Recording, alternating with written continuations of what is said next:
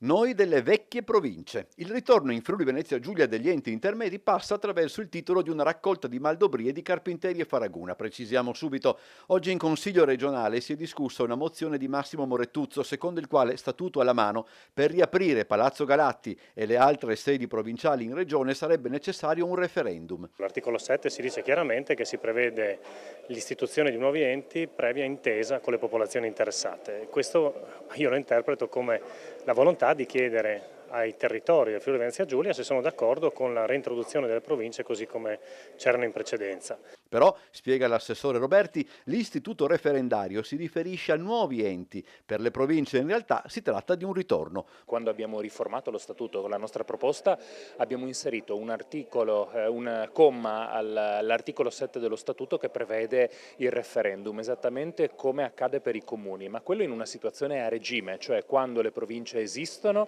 quando i comuni esistono nel nostro ordinamento e in quel caso se la regione vuole modificarne i confini, cambiarne la configurazione, farne una provincia in più o un comune in più, è obbligatorio il passaggio referendario. Morettuzzo e i suoi non sono del tutto convinti e sottolineano l'aspetto politico della questione più che quello procedurale. Se pensiamo che la reintroduzione delle province era già nel primo programma elettorale di Fedriga, quindi sono passati oltre 8 anni, adesso sarebbe paradossale ci fosse una coda di difficoltà burocratico-legislative che andrebbe ulteriormente a frenare quello che è un cavallo di battaglia della Lega. Se a Trieste per le dimensioni del territorio il problema sembra meno sentito a fronte di un comunque indispensabile collegamento più robusto fra i comuni, basta pensare a Udine, si sottolinea dalla maggioranza, per capire meglio le ragioni di chi al ritorno delle province è favorevole. Se poi guardiamo il resto della regione salta all'occhio la provincia di Udine che è molto grande, molto estesa